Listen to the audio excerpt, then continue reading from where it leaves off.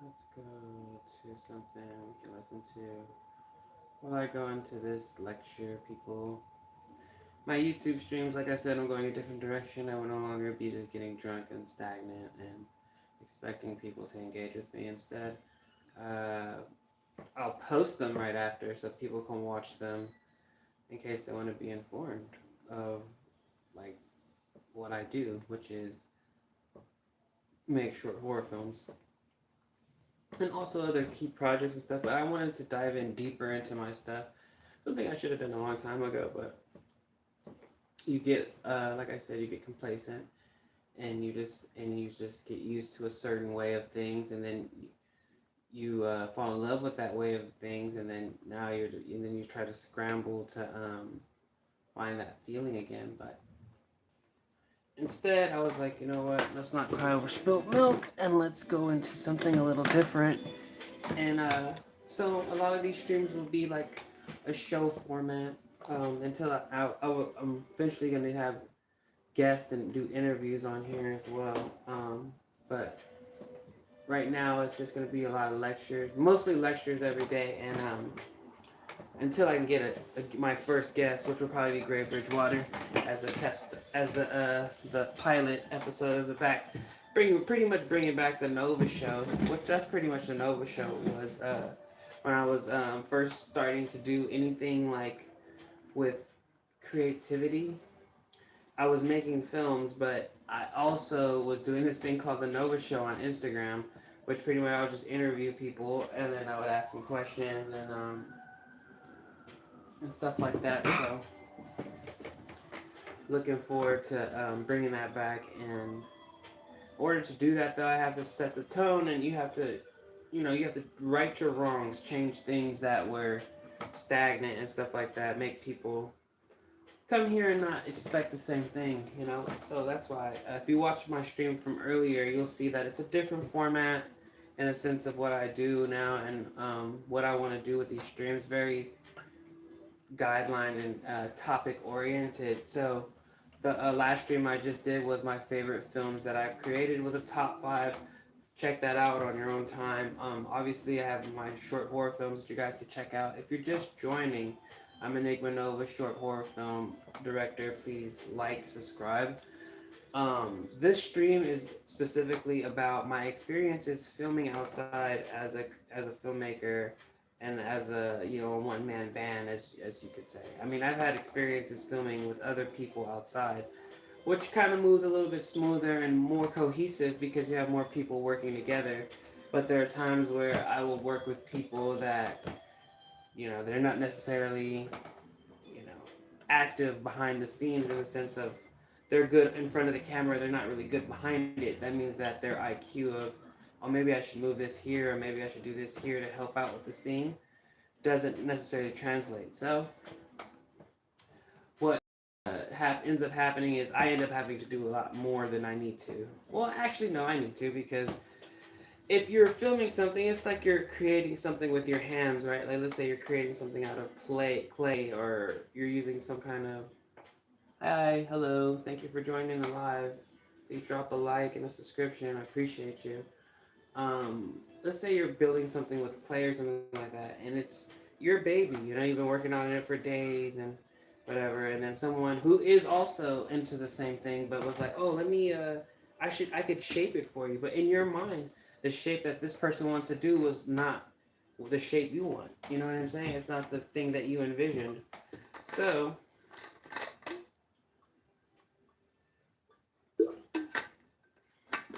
ultimately, you become some sort of like perfectionist of like where you want to make sure everything is right, everything is perfect.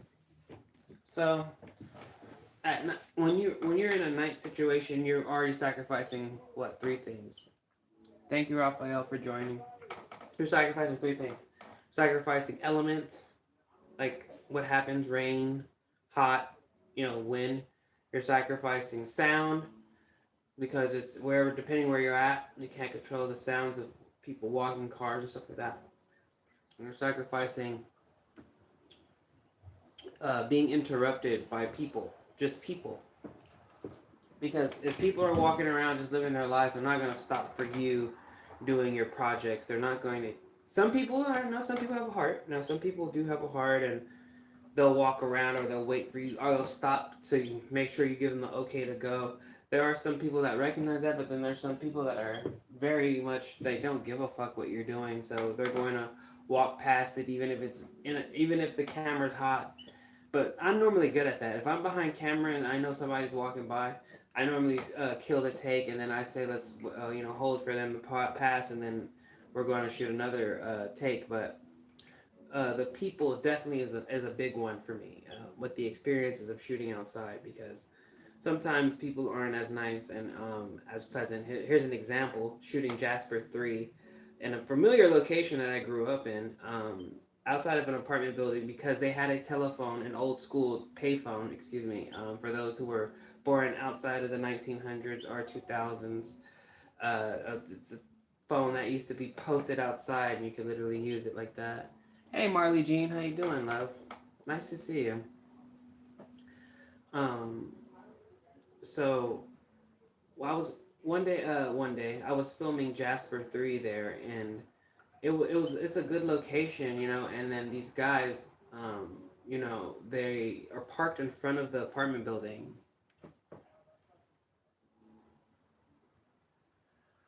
I'm sorry. I'm not sure what you should do. But hopefully that works out for you, buddy. I'm sorry. You're in the store right now. Nice. What are you getting? So I was shooting Jasper 3, and these guys were in front of their car. I mean, excuse me. They parked in front of the where we were shooting at, and as they see us get ready and set up and things like that, uh, right when we're about to start shooting and we're doing dialogue and everything's smooth, they decide to obnoxiously turn up their music from their car, like obnoxiously turn it up on purpose. Like they weren't listening to music at the time, and if they were, it was at a low decimal. But as soon as they were in the car together and they seen that we were doing, I thought it would be funny to turn up their music. Now this is what I was saying. I can't tell them to turn their fucking music down, right? So I just gave them a death stare. I looked at him because I'm like, why are you guys acting like you don't see what we're doing right here?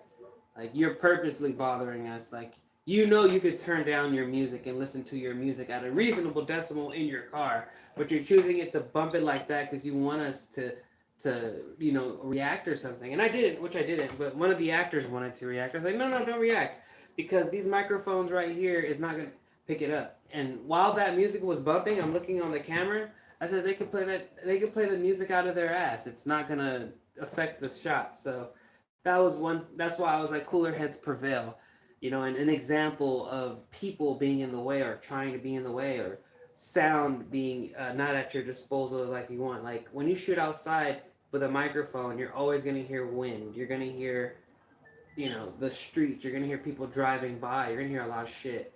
So in post, you're going to do noise like some kind of noise reduction. You're going to take that sound out and only focus in on the dialogue. So what you'll have is this very non-tone sound. Like it sounds like if the people were talking in a like a booth or something. But in actuality, that's not real life. Like when we're talking or something like that, we're not in an like an airtight, not airtight. I'm trying. Fuck, dude. I'm getting lost for how you would say it, but a room that just doesn't allow air in it. Pretty much is what I'm trying to say. If we're not talking in a room like that, then there should be no reason why there's no sounds of anything. So that's why when you're filming, you do room tone, right? What room tone is pretty much people just are in a room and you just have the microphone play and nobody say a word because there's a tone in here. There's a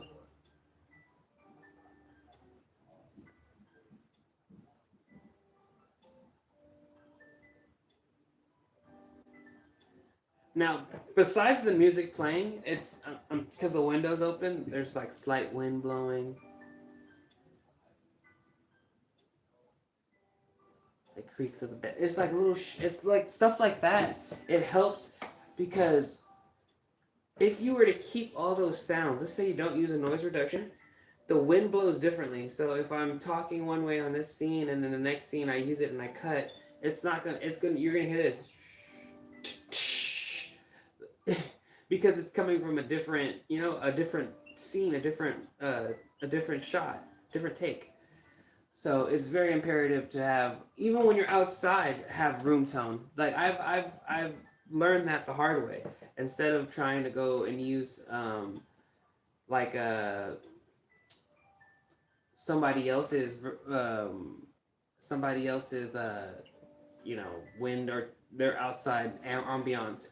I create my own. I just take my microphones outside and I just kind of leave it there for a minute or so or 2 minutes, and then I go to another location. You got to hit up different locations because depending on where you're at, if it's a park and it's not so crowded, then you wouldn't put like a very crowded sounding park. You know what I mean? You would put like a park that has very like crickets, or a park that has like a dog chain, a park that has like water fountain with dripping water.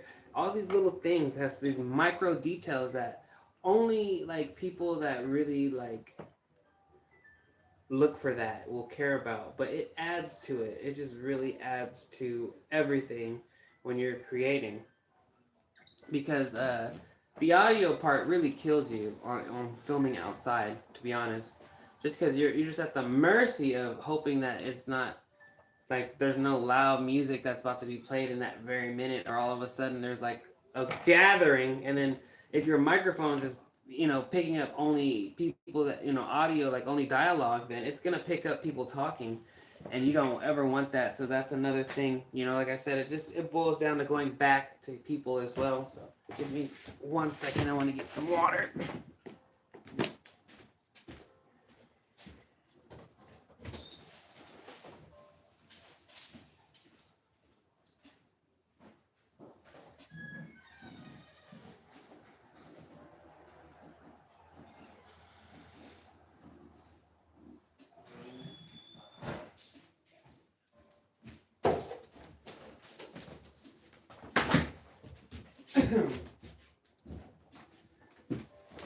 Yeah, so that's one experience I've had with that, but also too, you gotta be with filming outside. You have to be daring. You have to be willing to take some risk. I'm not saying a lot of risk, but some risk. You have to be able to rationalize with yourself that what you're about to do right now is going to be for the best. Now, there's some things I've done guerrilla style filming, and I'm like, this was a waste of time because nothing came out of it. Maybe practice, yeah, okay, sure, but if sometimes I'm not going out there to practice, I'm going out there to try and to get some kind of magic or some gold, and those sessions like that, those are hard. Me and Gray Bridgewater had sessions where we would go film guerrilla style and come out with nothing, and we'll be at some really good locations. But I can't. It's like you can't force the magic. You can't force somebody that if they don't see it as well as you do, or you are not on the same page, then it's just not gonna work out. So I remember we shot recently at this location downtown, where it was like an abandoned building. It just gave me so much creepy vibes, and I just wanted to shoot something that he could potentially use, or send to me, and I could potentially use, but it just didn't transpire. And we got some shots and some pretty cool looking angles and stuff, but nothing transpired from it, and that's a bummer, because it's not every day you're going to be over there. It's not every day you're going to get lucky and not be messed with, you remember, because you're roaming around with some expensive equipment, and people aren't as nice. People aren't going to just be like, oh yeah, respect them, they're filming. Fuck no. It just takes the wrong person to see what you're doing, and then all of a sudden it turns your filming experience into one of the worst days of your life. So it's a dangerous thing to do, to go film outside by yourself. I hardly have done it. Great Bridgewater has done it. I've seen him a few times doing it by himself, but me, like, setting up a camera on a tripod and filming myself like away from places that like I can control where I'm at. Absolutely not. Absolutely not. I've only I've only done it one time, but they, like I said, they came out to nothing. They weren't for anything. It was more of like trying to get over that, like not trying to get over being scared of filming alone in specific locations. So yeah, another experience would be like we were doing a lot of vignettes and stuff like that, like these little shorts vignettes, and we were going to some really dope locations. You know, we were at the beach, this is abandoned mall where we shot the film. Oh man, I forgot what it's called. Damn, Luminous Spaces or something like that, I believe it's called. But we shot that at an abandoned mall, and even some of the stuff that I shot with A107 Studios, we would we went to this abandoned like juvenile camp. It was crazy, and it looked very dystopian like, and it's like shit like that. You know why it's fun, but the unfun part is that, you know, if you don't have permits or you don't have people that, you know, could watch the set or direct traffic or all those things, then you're literally on your own. So that's one thing you have to remember. If you're gonna do this, you gotta just come to the terms of whatever happens is because I needed or I wanted a shot. This location was the best. You can't get mad at anything else. You can't get even mad at the person that robbed you. They obviously had evil on their mind, but you know, nobody. It sucks to be robbed, but nobody's saying to be an easy target as well. You know what I mean? Having like, here are a few tips I guess I can give for that aspect. One, filming with just two people. You want to have one person who's in scene be in the scene, and the next person and the other person standing by the camera and watching the camera. You don't want them over here off diddling on their phone, or you don't want them over there just kind of lost in space in their car, just leaving the camera idly vibes because it's rolling and everything's good. You're lined up and you're focused. You don't want just that. So you want to stand by that motherfucker, make sure it's safe, or just give the presence of that. It's not gonna just be a free run in and grab it and run off. It at least have to be a give me that shit. You know what I'm saying? It's like, for me, would be the most like on some real shit. If anyone tries to ever grab it or just like tries to tell me to give it up and they don't have a gun, that's not gonna crack. But like, obviously, if you got a piece, bro, that's you got it. You know what I'm saying? Take that shit, bro. Take that shit. But these are the hazards, like I said, of shooting outside, or some of my experiences. Now, no, I have not ran into anyone that aggressive or anyone that has tried to do anything like that, any fishy people. But there have been people that we were on high alert on because of the location we're at, like shooting in East LA in the back, by the LA River. It's very drag racy, very, you know, and it's like, you know, a lot of people be over there. One time we're shooting and these car tinted windows stopped in front of us. We're like, this sucks. So, you know, the tinted windows stopping in front of you is always like fuck, man, I hope these people are cool. That's all I kept thinking. I was like, because they already stopped and we don't see who they are. So it's just like, at that point, I'm just hoping it's the best. You know what I mean? So they wrote down, hey, you guys are shooting a movie? Oh, that's dope. Oh, where can we watch a movie? Like, that's like a great reaction. You know what I mean? That's a great, like, and those are the kind of reactions I actually normally get is, oh, what are you doing? Shooting a film? Yeah. Oh, dope. Where can I watch them? And then I would give them the the YouTube channel, which is this one right here.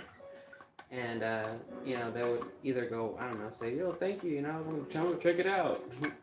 But that's always better than an interaction of somebody, you know, you guys can't film here. Mm-hmm.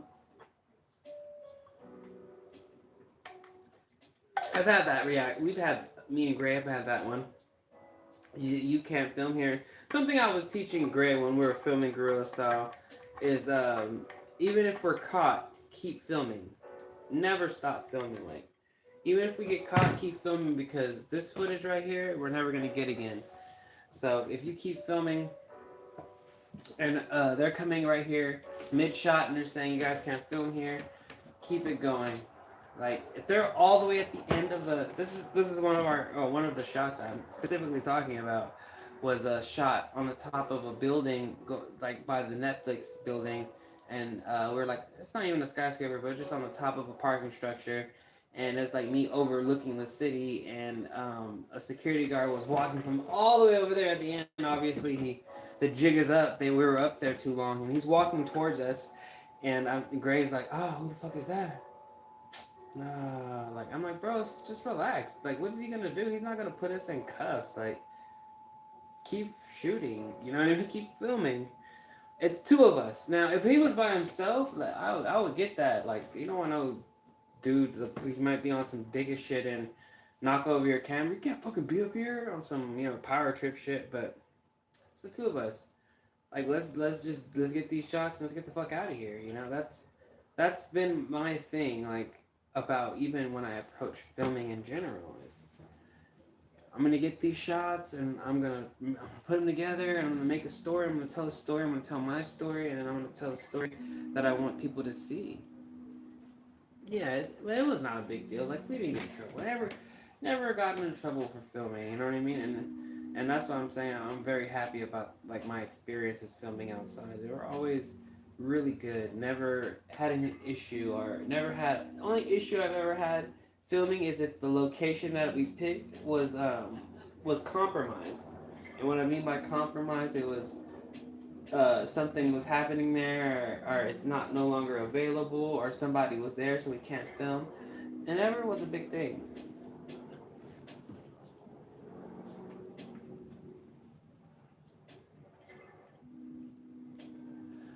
Right now, I'm writing. I'm attempting to write a comedy right now. I haven't started filming anything right now. I'm attempting to write a comedy before. But after I write it and I feel like it's funny enough, I'm going to try to film that. But yeah, I'm attempting to write a comedy right now. At least one, just try and then go back to. I have horror scripts ready, but I obviously just need actors and actresses and stuff to down to be down to film. Excuse me. Did you already make it back from the store?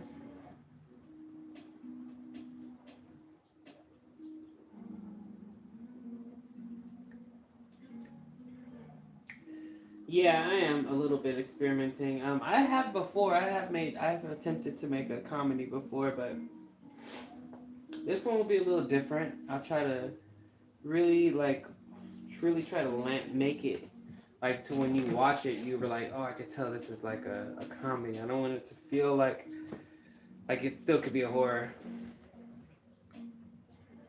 Oh, okay. From the store?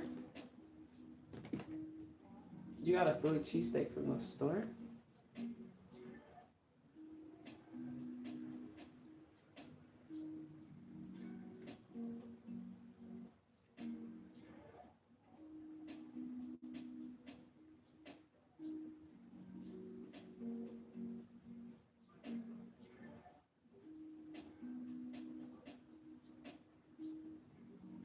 Oh, nice.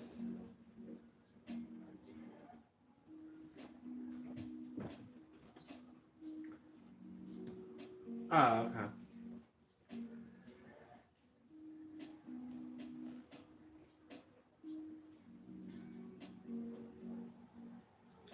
Yeah, I streamed earlier. I was trying to just do this different thing now. When it comes to streaming, more of a topic based, and hopefully I can get some of my friends to do interviews on here. I used to do that. I was stating earlier on on this live. I used to do that. It was called the Nova Show, and pretty much I would interview people that did music or did film or something like that. And that was fun for me because I enjoy asking questions and I enjoy being inquisitive and stuff like that. But when I wasn't, I was giving experience or like talking about experiences of my life and stuff like that.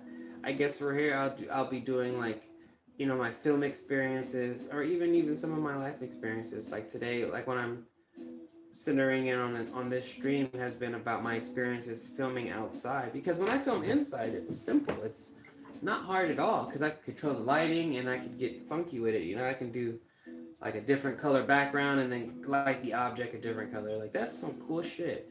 But when I'm outside, you have to mirror the lighting. Like if it's okay, if the lighting you're only getting like some kind of moonlight, then the light has to look cool, which is not this warm light. This warm light is the reason why my skin is like, like you can see a nice little brown hinge. But if I were to turn it cool, it's more of a that's more of like an observation light. You can see like blemishes and shit like that. With this light, you don't even see blemishes. You'll just see my skin, and it comes off like, oh, that's good complexion. Well, that's because of the lighting. So lighting matters for certain things. Like if I want to indicate someone's crazy, as you can see in certain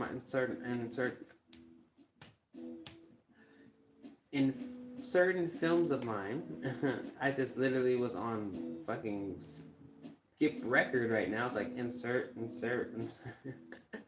That's crazy. In certain cycles in my films, I like to depict them. I would always put like a red hue on them or something like that, or them looking, from some kind of different hue on them as opposed to just a normal light.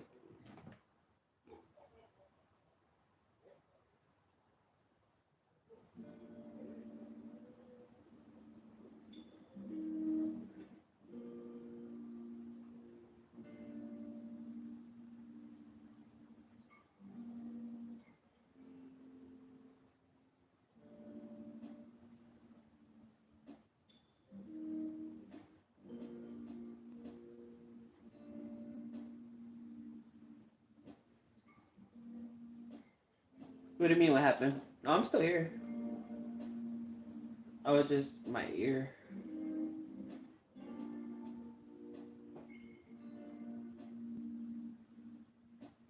I'm gonna continue what I was saying. My ear just hurts.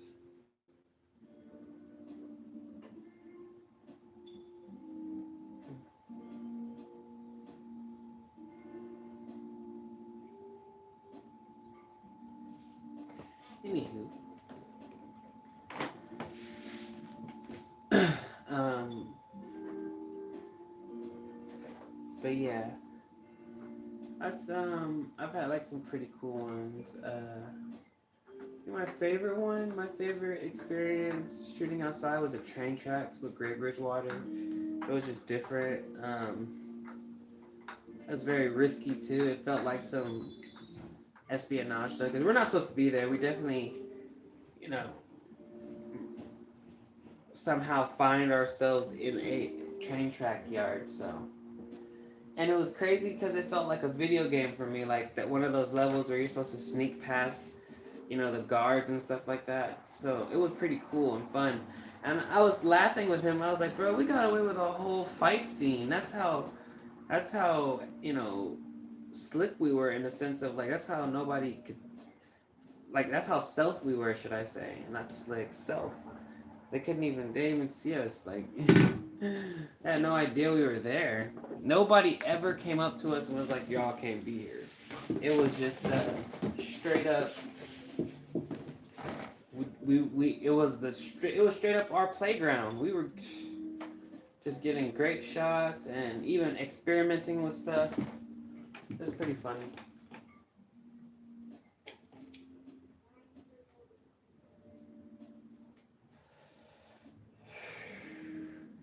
It was funny because one of the scenes required us to stand. Okay, so this. Oh, I could do it like this.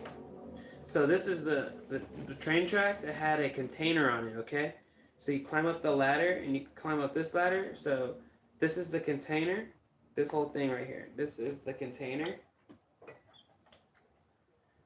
This is the container. Okay, so you climb up the ladder. You climb up the ladder and you climb up here, and so we're standing. One standing here and one is standing here, and we pretended like we were gonna jump, like into each other. But this shit was so dangerous because right here was like a pit, like a container with a pit. You know what I mean? So, like I said, we were experimenting like a mug because we just had enough time, and we was like, might as well since we're here, since we miraculously ended up in there.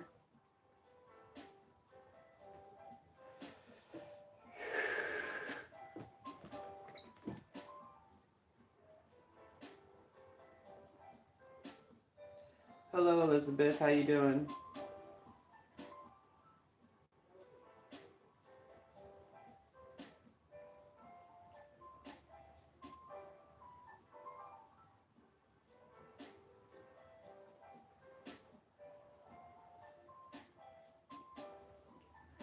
Yes, I do.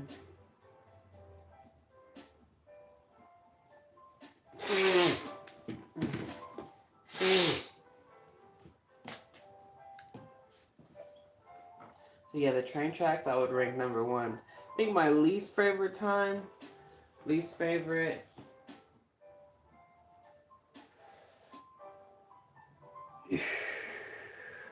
was shooting a Western film with my friend, Mock. We were shooting a film called Sun Valley. It was hot. No, granted, we were prepared. We had a tent. We had like stuff like water and chips and stuff like that. And we had tables and chairs and to get out of the shade and stuff. But it was just such a bitch to film because of yeah, that Western was hard to film. We're sweating, so the tape or the sweat's coming off the adhesive. It is the same one. That's the only Western I've ever shot. Um, what else? The wind. And it was by a freeway, so because of that. Now remember earlier in the stream I was saying that what you sacrifice filming outside is sound sometimes, and that was one of those moments because we were using a boom mic and we were using larvs which were attached to us.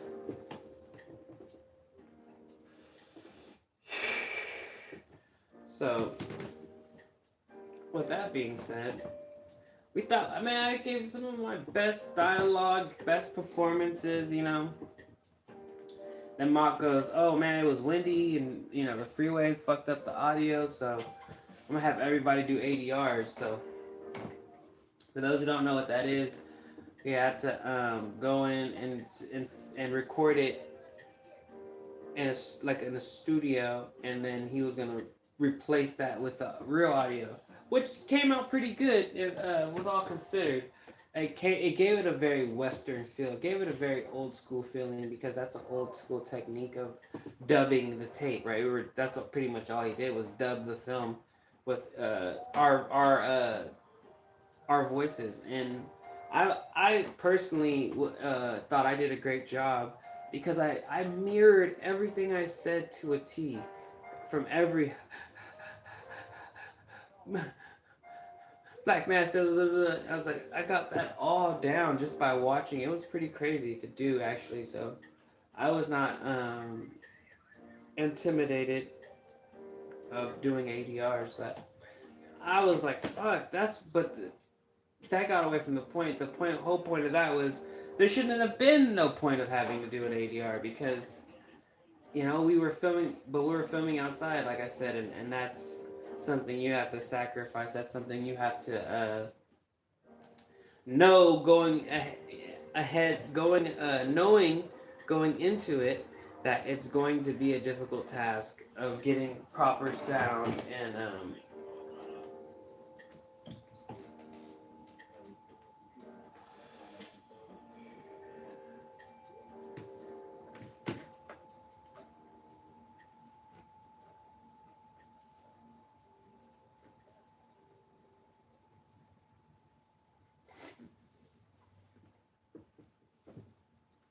so pretty much, yeah.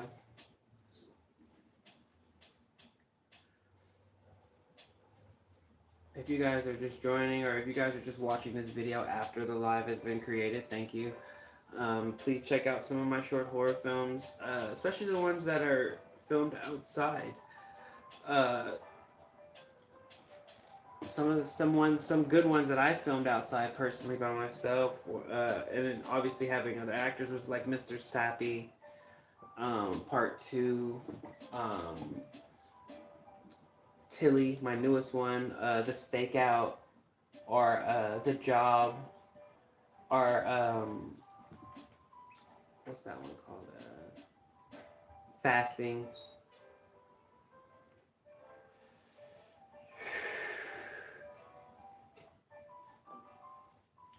I've shot in a few. And, fasting was pretty fun. I always wanted to shoot by the way and but I had another idea I wanted to do, but yeah, pretty much. Thank you, Marley Jean. Yeah.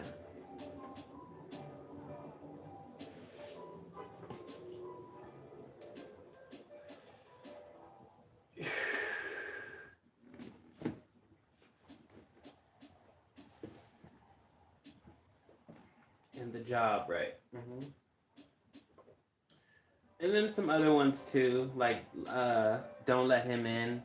These are some other ones like that are like deep in my repertoire. I don't know if what you've seen. I know you always laughed. I always laugh because you always say like your favorite is Paper Toys. But there's films after that that I created, like "Don't Let Me In" and shit like that. That one, "Don't Let Me In," I won Best Director for, which is pretty neat. And I'm looking forward to turning in Tilly actually as well.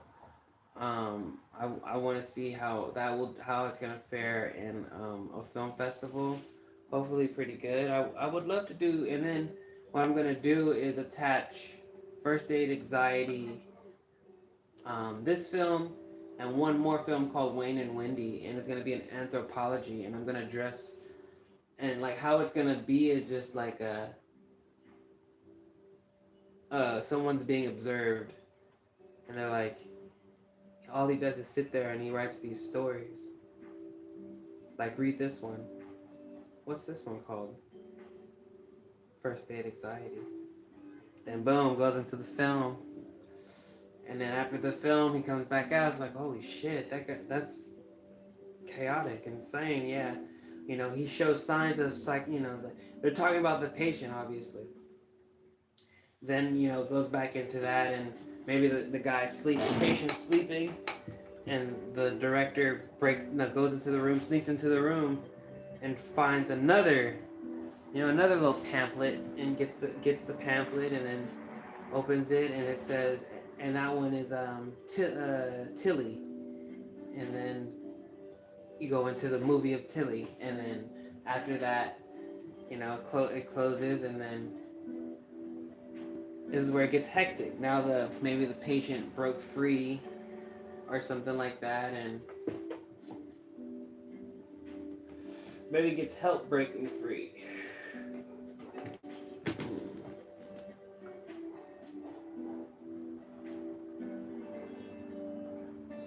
That part I haven't thought too much into it. Actually, I just right now just began to think about how I would do the anthropology because I don't want it to just be watch the film, watch the film, watch the film. I want them to all connect.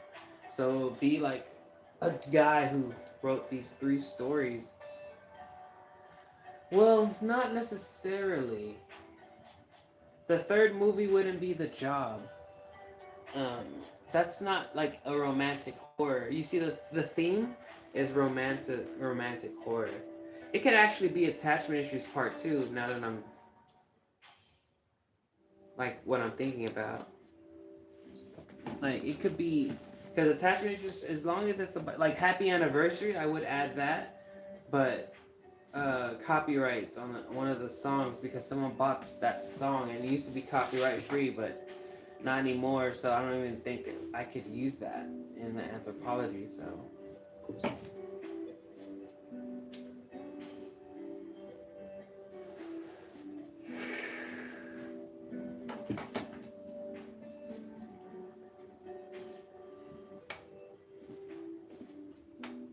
yeah, First Aid Anxiety, then Happy Anniversary, and then Tilly. I think that to end it with Tilly, but how it would get to Tilly would be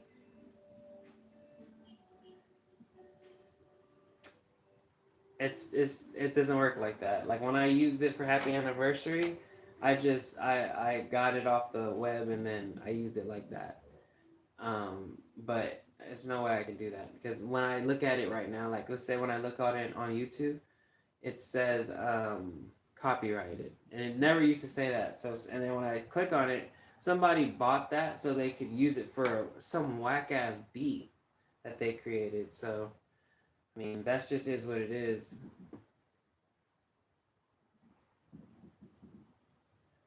That's exactly what I was gonna do. Like I was gonna say like the guy that's been writing it gets maybe broken out, or someone helps him escape, which is like a psychopath girl, and hands him like a and hands him like something she wrote, and it's Tilly or something. I don't know.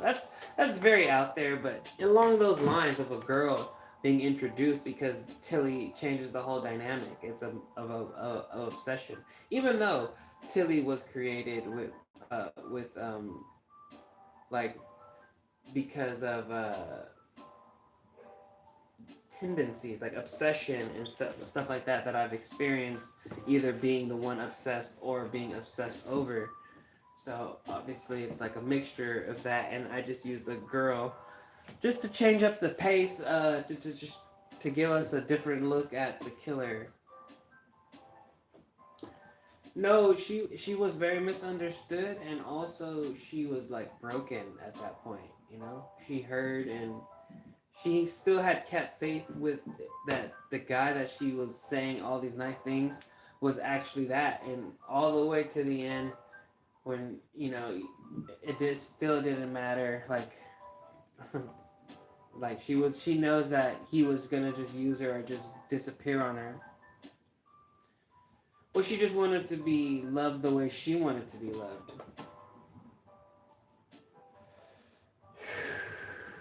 And the problem was she forced it, or she would try to force that issue on people that weren't meant for that love.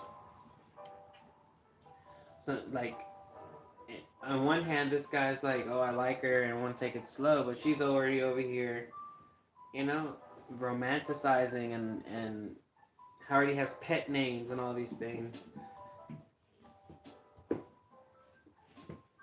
So it wasn't. She was never. Like I said, depending on where you stand, you view her as the villain or not the villain.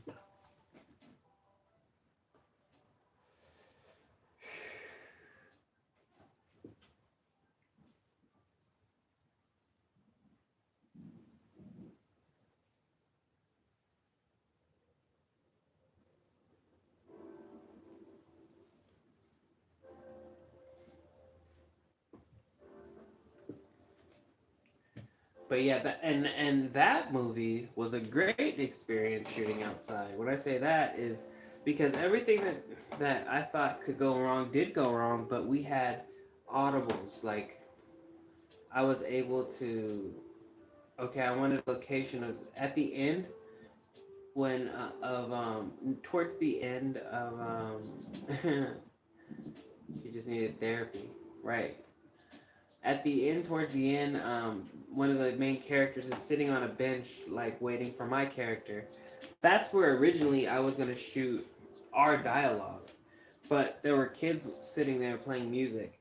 So instead of doing that, I I uh, I went there earlier that day and was looking around to see where could if I had to pivot, where can I go? And there was still some benches and stuff right there that could still give it a like a park scene or something where people can hang out and chill.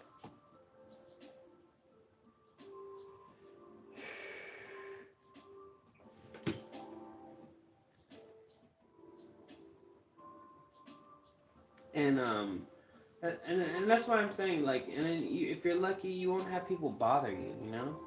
People would just continue living their lives, walking and ignoring what you're doing, and that's fine by me too. But like during shooting that, I remember we're shooting a scene and a car rolled by and they yelled something out the car. You could tell they were youngsters. And then they rolled back again and they said something, oh, what are you guys shooting? Shooting a porno? Trying to be funny and or some shit. Can I be in it? Can I be in a film? Those are things like you'll always run into. Like people like wanting to. I don't know what people think. It's weird. Like they see a camera or they see someone doing something, they think that them like that's gonna end up like on the film is crazy. That's a bad take. You're breaking the fourth wall. You know what I mean? You're not even keeping it within context. If you're just like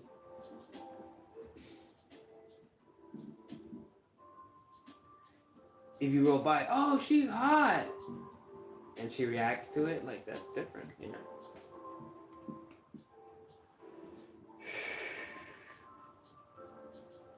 Or hey, can I have your number? Some, you know, like to the guy, and if he goes, you know, looks at Tilly, doesn't even pay them no mind, and he just goes, I'm sorry. And I'm like, oh, I'm sorry. Just something within the context of fucking filming. But people don't do that because they're not actors. They're not thinking that. They're thinking of how can I, you know, bust through the door and break this up, break whatever you guys got going on.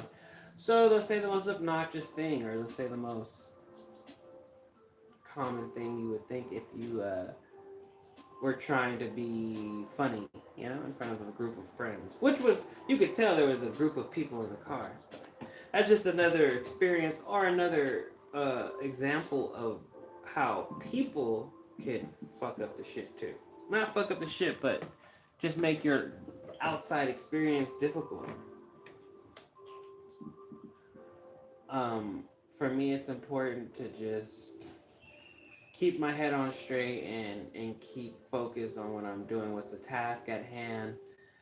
That's what, and it was moving smoothly because I had people helping me behind camera, which were the actor and actress. They helped me behind camera, and they were very tell me what to do. I need help, you know.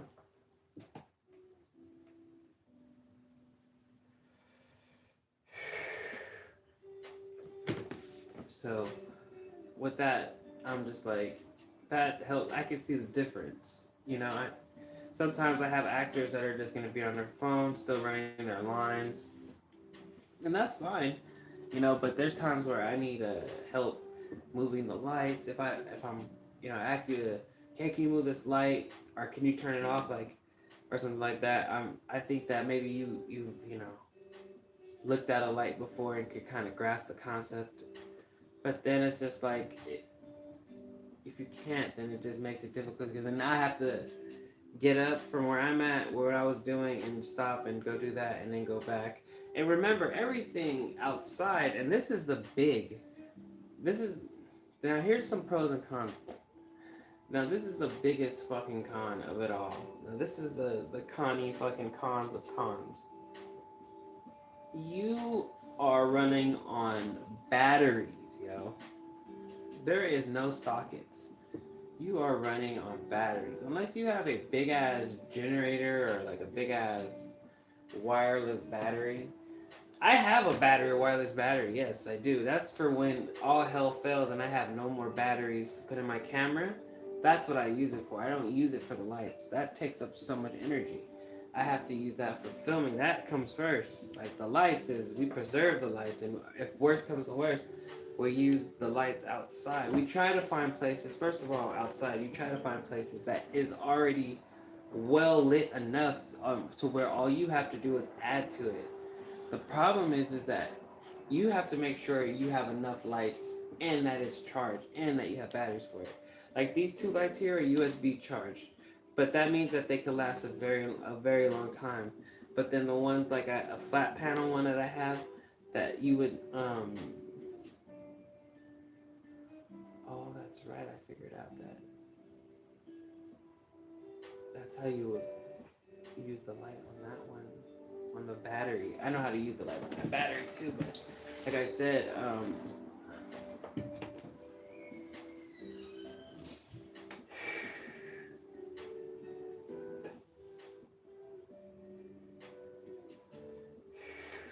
I just remembered right now. So the battery to my monitor could be used for that light. Oh, damn, that's crazy. I just realized that right now. I do work later tonight, but you know, today's stream was about my experiences filming outside. Pros and cons, real quick. The pros of filming outside is an environment, a different look, something people enjoy, like landscapes and stuff like that, and different things to see in the background. Great for wide shots, so the wide shots are more pleasing or more storytelling. Um, there's more. mostly the pro is environmental and scenery, um, and natural lighting of being outside in the day or night. Natural lighting is a pretty cool thing as well, especially and then street lights as well. They're pretty high colored and high beaming. Depending on what areas you want to shoot, or depending on what you want to shoot, you're shooting something creepy. You want something kind of dark but not so well lit. But if so, you could always do something about it in post. The cons, a lot of cons. You're sacrificing sound, you're sacrificing interference, you're sacrificing the terrain. It might start raining, it might start hailing, it might start snowing. It's just a lot of things that, like that could happen. The location you chose and you go back to, it could be closed down.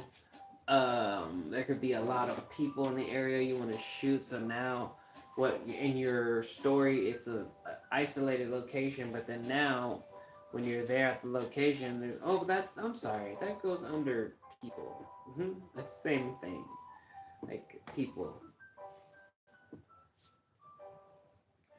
The cons outweigh the good, but that's what makes it worth the risk. Is ultimately the point of shooting outside guerrilla style. Is it's a risky thing. Guerrilla style means is that you're trying to go in there. You're going out there no matter what. No permits, no caution, throwing caution in the wind. So ultimately, it's worth the risk if you know what you're doing and you can move pretty swiftly and you have an idea and you travel light.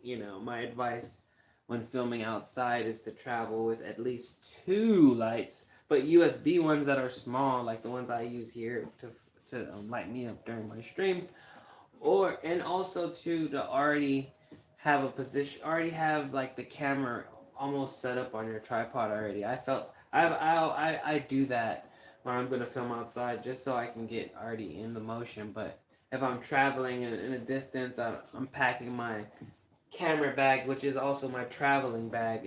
It doubles as a camera bag as well because it's really good for packing camera equipment and stuff like that. So yeah, pretty much the cons do outweigh the bad. That's true, but like I said, it's worth the risk. And sometimes it's not that. Sometimes it's none of the cons, and it's just smooth sailing outside. Like when I was filming Tilly, it was, I'll say, smooth sailing to an extent um, because of not being able to do something at first, but then overcoming it. And then also too is don't shoot yourself in the foot if you're going to go film outside. That means don't forget to charge your batteries, don't forget to charge your lights, don't forget to charge your camera, don't forget to charge your microphones. Then after that, make sure everything is packed. Make sure everything. And if you were editing the night before and you only have one SD card or one memory card, and you film with both, but you plug both of them into your computer, don't forget to put them back in your camera. That has happened to me so many times, and because of that, that shit sucks. Or have one, no, and you, if you have a power bank, yes. If I have a power bank, if you have a power bank, you should definitely bring one damn power bank. That's what my bag consists of. Everything I'm telling you, it consists of all of those things: a power bank, sometimes a monitor, small monitor, lens, camera. Um, Depending on what type of film, if it's a film with blood and prosthetic stuff, there'll be a pocket for that. The backpack is very, very, very like useful because it has all these pockets for that stuff. So really happy with it and happy I got it, to be honest. Helps out with everything. But yeah, that's so my focus right now, just to kind of fast forward out of my experiences. I'll just finish off the stream with some upcoming project news and stuff like that. For me, it's going to be this comedy that I'm trying to write, which would be like a psychological kind of dark kind of comedy because it's about a guy obviously going through something, and he relies on these imaginary friends that don't really exist, but they kind of he kind of looks to them for answers because he's not really good at handling his own emotions, which was like something I'd done with creating Red Hair Bandit in Blue. So it's kind of the same thing, but this is I'm trying to work on is like making it humorous a little bit and so serious, not so serious.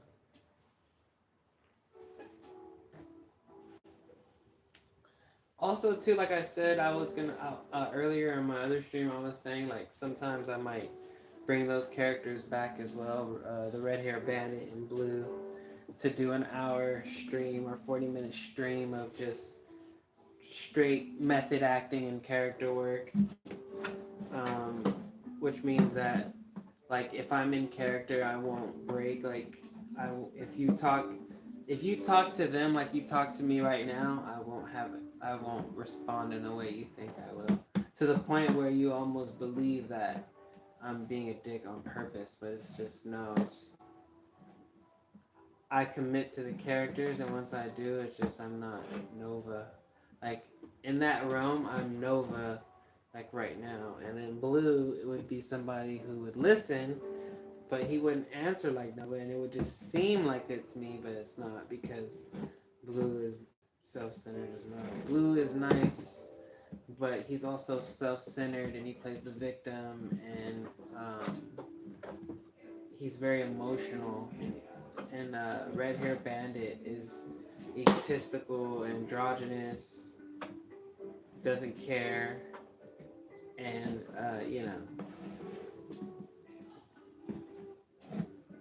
that's where it boils down to.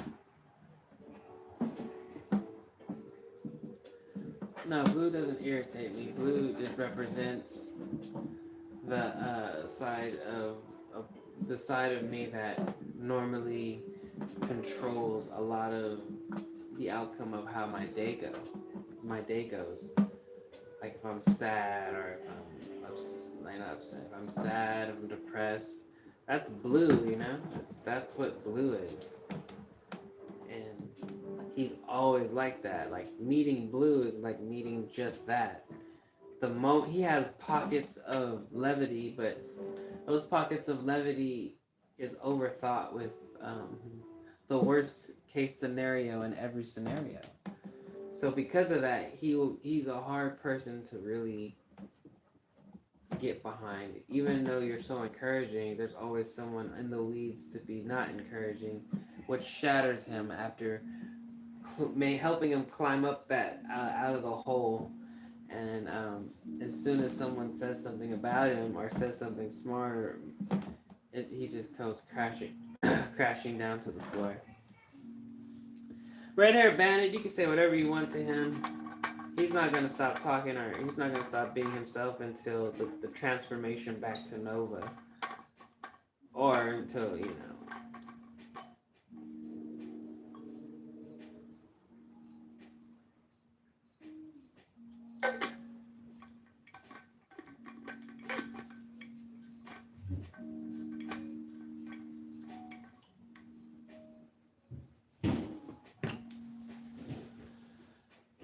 But yeah, that I've been creating a lot.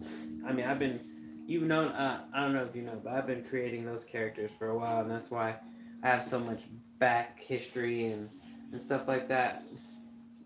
But I should bring those characters back to my stream for sure.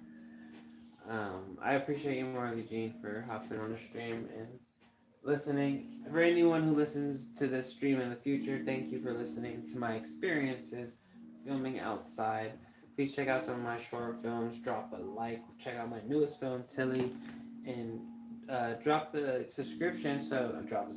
Please, subscribe so you could be notified for my next film. Thank you very much. Appreciate it, and have a great night.